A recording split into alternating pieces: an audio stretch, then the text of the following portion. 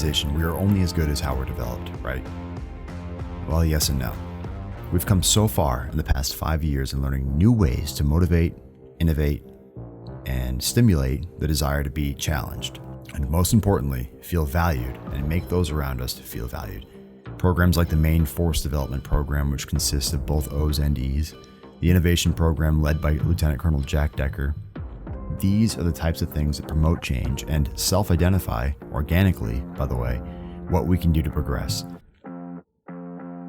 If there's one thing for certain, it's an exciting time to be a MAINEiac.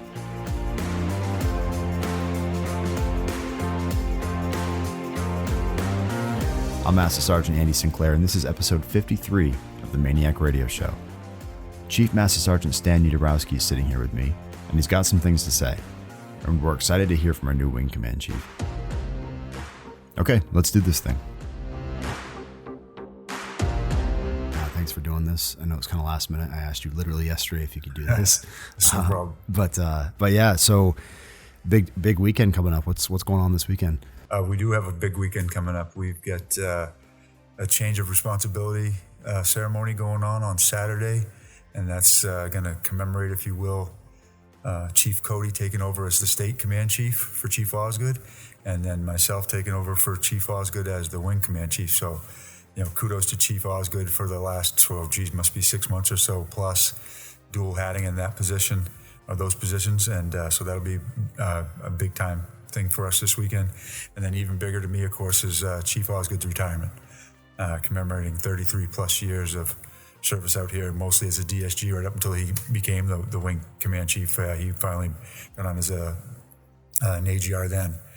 And then on Sunday, we've got culmination of Colonel Karen Nichols' career, 20 years plus, as down at the Med Group, the whole time down there as a drill status guardsman.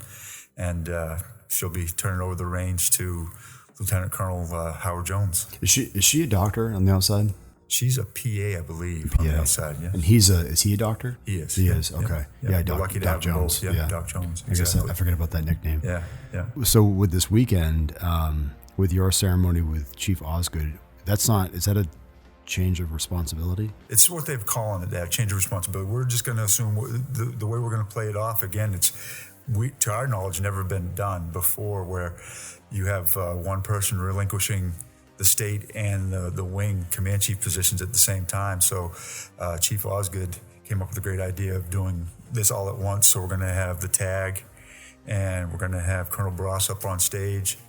Chief Osgood's going to go up there and relinquish his responsibility, and then Chief Cody and myself are going to assume responsibility, and then we'll get up there and give our speeches as to our vision of the way ahead for our positions for the next few years. And then we'll roll right into Chief Osgood's retirement. Not to take away from Doc Jones, from Colonel Jones or Colonel Nichols' limelight, but I want to know more about what this is like for you for your ceremony. What's it like for you in this new position? Oh, the new position for me is exciting. I mean, because the way I'm looking at it is a nice evolution of my career, because I've always been people-centric, and I blame my mom and my beautiful wife, Trish, for that, because over the years, I've always thought of myself as a bit of an introvert, and you kill or be killed, I guess, as they say, or, if you can't beat them, join them. Trish and my mom were always great at being persons, and I've kind of adopted that, I guess, over the years, and so that's my main focus, is that, I love being around everybody out here. I love being involved with everybody out here in any capacity that I can be. And so to get to this position is, to me, the culmination of that type of position, of that part of my career.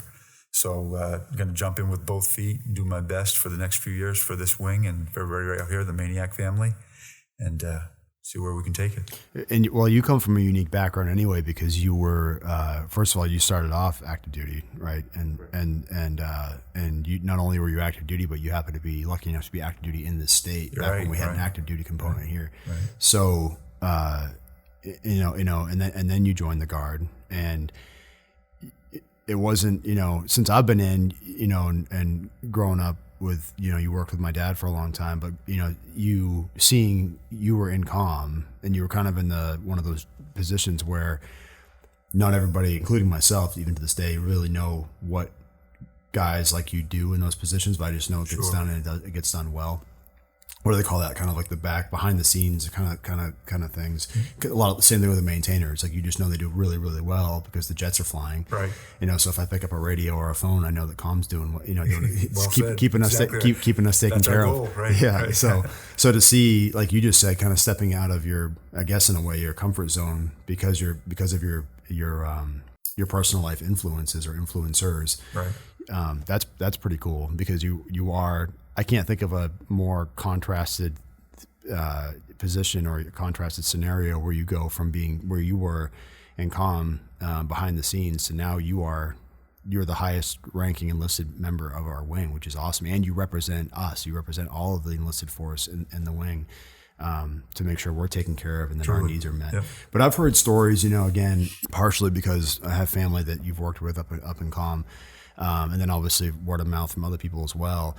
I've heard stories about, how you, I think people just kind of gravitate toward you and guys like you and Tony, that for questions or advice and say, hey, I'm not going to name names, but you and I were talking about somebody earlier about, hey, should I go buy this car? And what do you think about it? And you took the time to help them out, which is something which is very first sergeant-y thing. That's a very first type thing. Well, so the next step to me would be a chief or a command chief. So that's huge. So you got to be excited and nervous. I am excited, and to your point, I mean, we've always, Tony McPherson and myself and several of the folks up in comm have always had that feeling of going around the base that we love that part of the job. We love the idea that we were able to get out and about and get into every building. And we've literally been in every shop and building on this wing over the past 20 plus years that Tony and I have both been here. And again, there's all kinds of folks up in there that do the same thing that we did. And we followed that path that was laid out before us. Ken Fox went off and became a chief from comm. We like to, and a first sergeant, we like to lay claim to him, even though he did a lot of years in maintenance and like that. And now he's doing great things down in NGB. And then Tony went off and became a shirt, and I saw what he was doing with it. And I noticed from him and Chet Noyes and Jeremiah Delisle, and I could go on, Chief Osgood, Trina, Chief Moore. And Trina Netto, Kim Lander, to name a few, Carl Tenney, man, holy cow. I mean, all these influences that we've had over these years. And we just saw what they were doing with that position. And for both of us, for the longest time, never saw ourselves in that position. We just thought we'd be the comm guys that went out and had a good time doing the job and got to know people. And then, it was the next logical evolution to us after we kind of had our eyes open. You get that, I've heard it from several folks, you get that shoulder tap. And it doesn't matter whether it's to be a shirt or whatever it is, but sometimes when you're in your comfort zone and people see another path for you and give you that shoulder tap, hey, have you thought about being a first sergeant? Have you thought about being on the honor guard or going down to NGB for a tour or something like that? Or you were a security forces for a long time and kind of always had your eye on the prize of PA, but then finally took that leap of faith, if you will, and then pulled the trigger. So, So. Well, that's I think that's something that gets lost in translation sometimes is the fact that if I'm an airman, I may or may not be a part of the main air guard, but just in general, and if I'm disgruntled or if I'm not happy or I feel like I'm sitting in some stagnant water that's or treading water, for too long, that I might get discouraged and I might just say the only option I have is to get out or to transfer units But I think some people don't. People don't often sit back and say, "I have opportunities to transition and to cross train into other AFSCs," because maybe they think the position maybe it's just too hard, or that they're starting over. Sure. And obviously it's some work, but to step outside your comfort zone, like I was saying, like what you've kind of done with that's huge, and it's going to influence for everybody else. That's a big That's a big thing, especially where you've been in comm for so long. Right. And you hope to influence some people by that they see people taking chances. You know, that's an unintended benefit of doing these types of things. And, you know, we've got, you know, over the past couple of years, and kind of shift gears a little bit, if you don't mind, Andy, is you know, we've had some leadership here, you know, Chief Peer and then Chief Moore and Chief Osgood in this position, in this command chief position, that have recognized and talked with other leaders on base, enlisted and officer, that, hey, if we had a way ahead for folks, a roadmap, a guide, whatever you want to call it, and that's where the impetus of the Force Development Program, the main Force Development Program, came from. And so that's something that I know Chief Osgood came on and talked with you about it. And, you know, we're hitting the ground pretty good with this. I sometimes like to say we're learning to run before we can walk, because we have to take a couple steps back when we recognize things aren't working or things could be better. And we've had some great input from some senior leaders around the base and some folks that are on the team, new eyes that have come onto the team. Jeremiah Delisle, John Dickinson, and you know, just to name a couple, and they've come on, and Chris Labonte, and they've come on with some great ideas for us. And so we've stepped back and we're going to re-engage. But this Force Development Program gives folks that might be sitting out there, it's going to give them a way to reach those goals that they have. And oh, by the way, if you're in the middle of your career and you find that things aren't going exactly like you say, you're treading water or just making do, if you will, here's some avenues to other things. First Sergeant, Honor Guard, ADOS and Stat Tours down at NGB, going down to JFHQ, that all these things there are opportunities out there that people just don't know about. You know, we talked earlier about Mike Guthrie going down and being prepared, number one, having all the boxes checked for the prerequisites, you know, senior listed joint PME 1 and 2, you know, NCOA senior, all these things that, you know, that he had to have done. And then he was able to take advantage of an opportunity to be on the beta program for Command Chief Master Sergeant Maurice Williams' Senior Enlisted Enhancement course. And it's a brand new course that he's going to start offering a few times a year to folks. And we had a seat from each state, and Mike Guthrie got that from the security forces and went and represented us very well, came back with some great information. And he's actually going to come and talk to the Force Development Program as to how that might dovetail into our program. That's from cool. That program. So yeah, stuff like that's out there. So people should be aware, and hopefully this Force Development Program will make things like that more in the limelight, if you will. Well, it shows people that you guys are thinking about other ways to help the rest of us move forward. Like it to me, it shows me that you guys care, which is huge. Oh, absolutely. And it's going to help with retention. It's going to help with recruiting, because then I turn around and talk about it with somebody and say, hey, yeah, did you know the organization that I've worked for 15 years, they care about me. Right. And that's exactly what we want people to know, because we do care. Yeah. And in the you know, the word nepotism always seems to have like a negative connotation, but out here it's huge and it's awesome. And to your point, your dad was out here, your brother's out here, you've been out here for a long time now, and that's the kind of thing we want to perpetuate. And the more and not just family, but you know, your friends that are considered family, you know, that you can get the word to, that we're out here and we're making it happen and we do care, and there are great opportunities out here. We've got some junior officers involved on the team and in the program out there right now. We've got Major Ryan Wing that's on the team. You know, we've got Colonel Gillis as well involved, and this is bought in from all the way from the top down. I mean, we've got General Mishu is kind of almost the owner of this program. I mean, he's in his welcome letters in the package that the person gets when they first join the program, and you know, you may have a chief and a lieutenant and a staff sergeant as your mentors on the program. So, I mean, that's the cool thing about it. And it's flexible and customizable, if you will. We've had some folks that said, hey, to me, after we met with them in their vectoring session, and they said, hey, to me, it would make better sense for me and my path forward that I should have a DSG officer as a mentor. Hey, great idea. That's something that maybe we didn't think of, or we didn't know you'd be open to. So that's huge. So yeah, officers are more than welcome. And yeah, we've got a few on the team and a few that are in the program right now. Because again, we're in the beta part of it. We've got like 20-ish people, clients, if you will. And we're getting them going, and we've met with almost all of them. There are a couple that we're trying to close the loop on, but scheduling and stuff like that with how busy everybody is. And break in the July schedule made it a little bit more difficult. But we're closing that out, and then we're hoping to open it up late fall, early next year, maybe for like an open season for other people to join and get in on this. Because again, it's stuff that's out there that's always been out there that, even when you came up through, Andy, that if something like this had been out there, you might have, you've gotten to where you are and you've done a great job, but it might have made that path a little bit more clear. I was just talking about this with somebody recently about how in security forces, 15 years ago, one of the things that kind of stands out in my mind when I look back and reflect on that time is that once a year, about once a year, you were, no matter what rank you were, so at the time I was an E3, I would go, you were scheduled to go in and talk with the commander. I forget what that's called. Where you go in, I'd talk to you as my commander, you'd sit down and say, Andy, what are your goals and how can I help you get to those goals?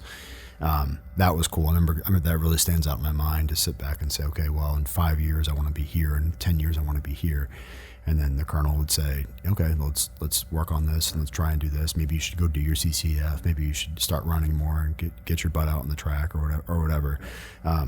So I thought that was pretty neat. But to go back to what you were saying about officers being on the main force development program, is kind of a mouthful. I think that's a big deal too, because speaking from the point of a perspective from an enlisted member, we'll take the DEOC survey, for example. The commanders and chiefs and supervisors will get up and they'll talk about the importance of the DEOC survey and that everybody should participate to get your voice heard and potentially make some changes in the future.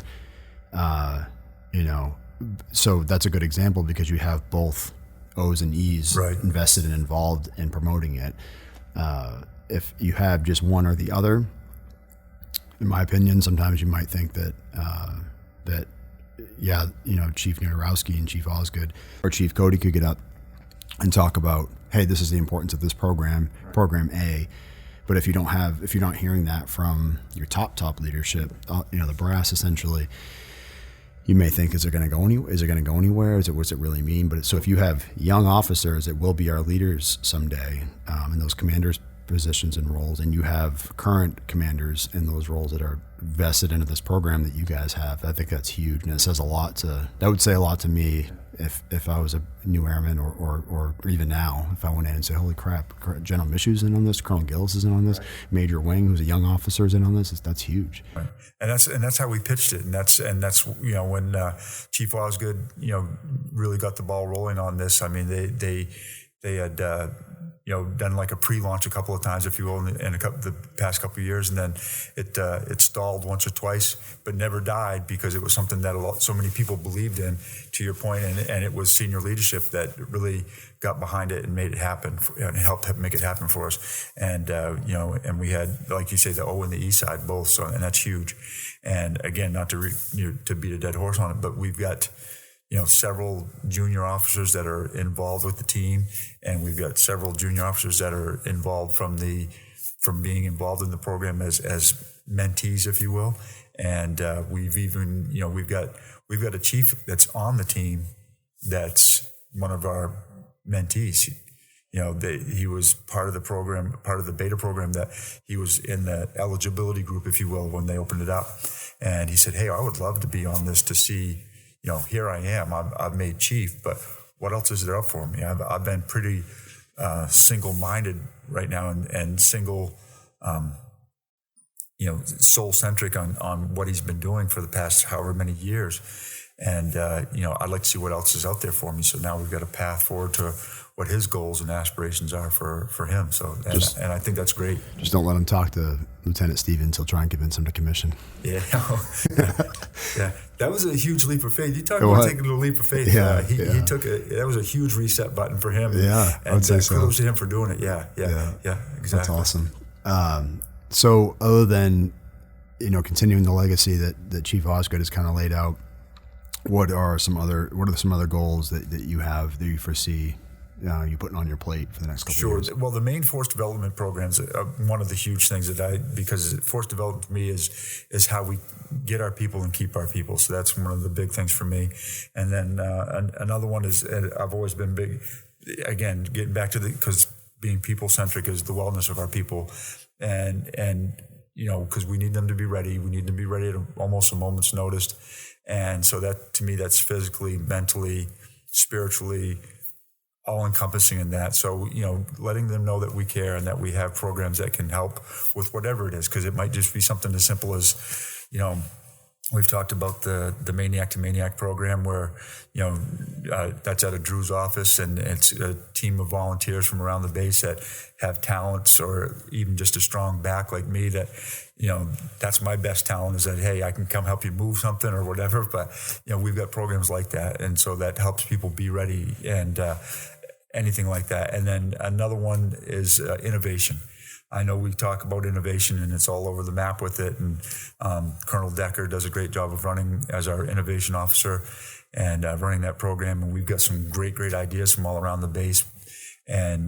But to me, innovation is beyond just the fact that we've got some forward-thinking people. We've got people that are, I think it's pretty incredible that we've got cutting-edge technology fixing 60-year-old plus jets out there, with the 3D printing and the water jet over there in the machine shop. But then we've got folks using 30-plus-year-old technology in comm, which is ancient in the comm world, keeping our C2 communications, on the leading edge, if you will. So that's innovation all in its purest form all the way around. So innovation is going to be one of the big things that I'm going to target, but it's from all aspects. So. Well, we talked about in regards to the Main Force Development Program, essentially it's enabling our your airmen and officers, airmen in general, but innovation, those kind of go hand in hand because you're also enabling. Right? I mean, you're enabling me to come up with ideas, and if I have an idea, it's no longer, not that it ever was, but it's no longer shut up in color. It's more like, hey, here are the crayons, you draw what you want to draw. Exactly. Yeah, it's well said. It's that mindset of like you said, back when I was a young guy, you came in and it was shut up in color, and hey, if you had a great idea, we'll talk about it afterwards. But right now it's just. Then I'll make it mine. Right. Yeah. But nowadays it's like, hey, why are we doing this? Hey, okay, we're doing it and this is why, but I think there's a better way. Okay, great, let's talk about that. And that's how the Chris looks, over in the machine shop with this 3D technology. I know seems to be one of our hot buttons right now, and it should be because that's huge for us, to be able to possibly make our own parts for these jets once they're approved to keep these planes flying rather than have to some of them are obsolete, so when you have to try to go get a contract with the manufacturer, sometimes they just say no. You're stuck. So so that's going to be huge for us. That's awesome. Yeah, that's really cool. Have you guys had a big turnout other than the machine shop and I know Security Forces has come up with a couple of innovative their Ninja program, that's going to be huge for us, right? That's awesome. Yeah. Has there been quite a few inquiries on other projects, or there are other projects coming down the pike that I'm semi aware of, but the biggest ones right now are the Ninja and the 3D printing project, and then we do have one out there right now that I think is going to be great for us, and it's innovative in the sense that it's going to be a time saver for folks and it's going to save man hours, if you will, because we're looking into getting a community outreach KC-135 simulator that's going to be able to go out with the recruiters or just another team that might have access to it to go out into the community and show folks this and what we do, and they can get behind the wheel, if you will.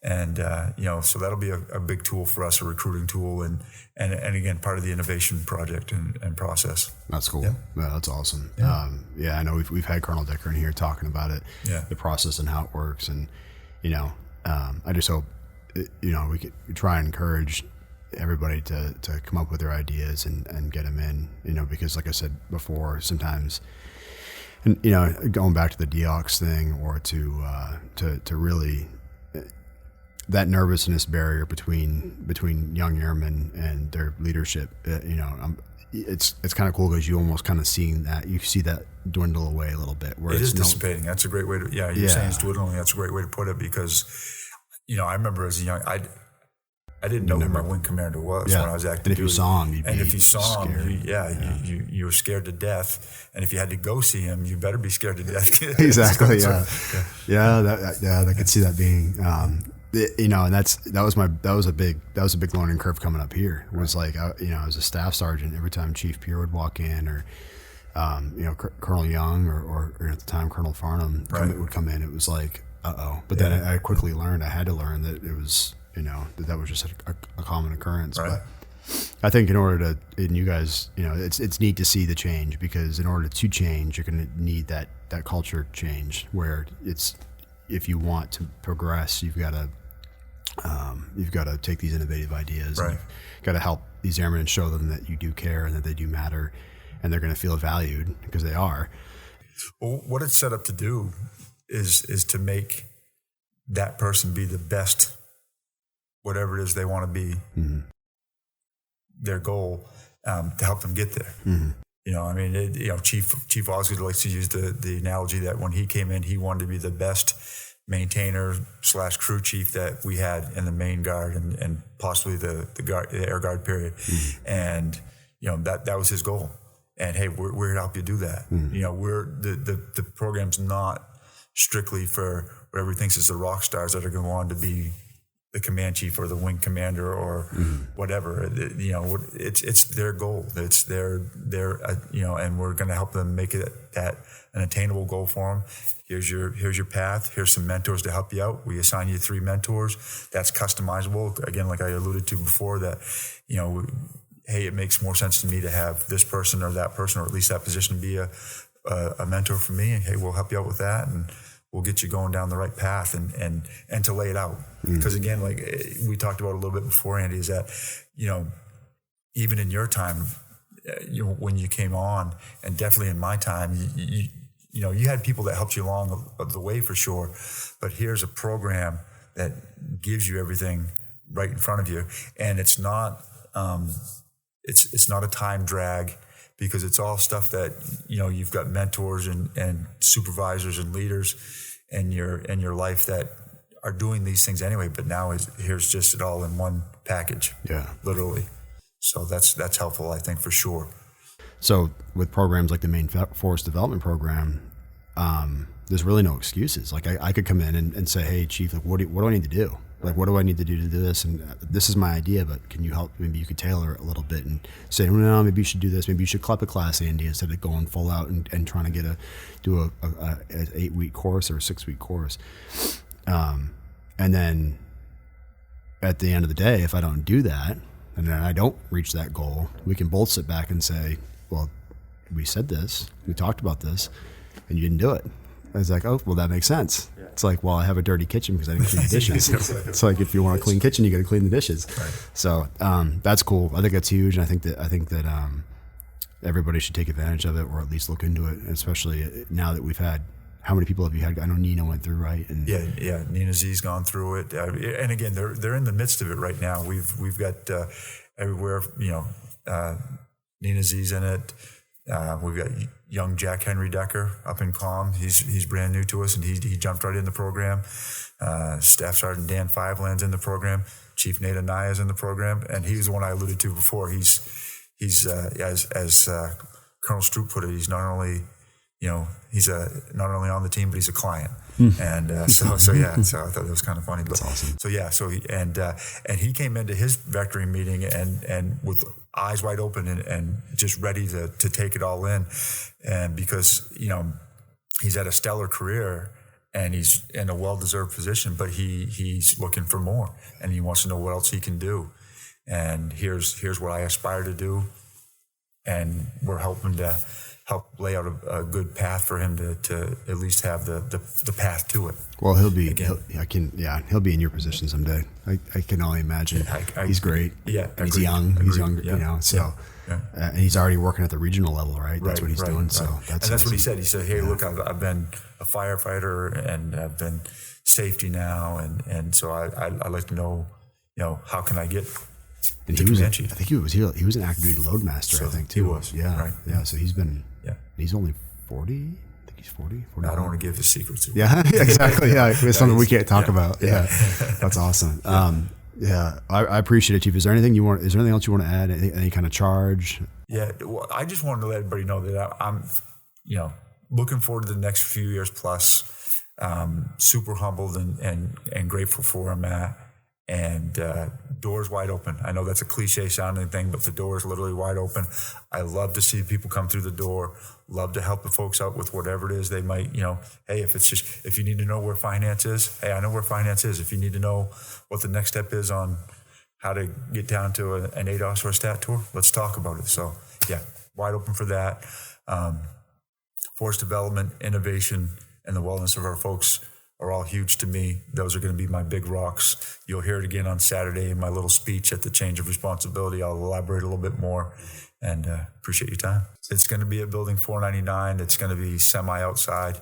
And we'd love to see as many people can show up as possible. What time, sir? It's at 1300 for the change of responsibility. And again, it's a separate ceremony because we're not overshadowing Chief O's retirement, but it technically rolls right into his retirement ceremony right after that. So that's awesome. I appreciate your time, Chief. Thanks a lot. Pleasure being here. We'll do this again. Absolutely. All right, sir.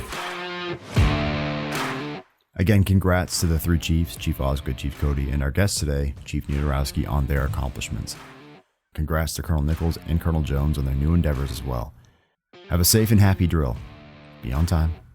Check in on your coworkers, see how they're doing. As Chaplain Mishu used to say, be nice to people. You never know what kind of day they're having. That's it. Goodbye, everybody.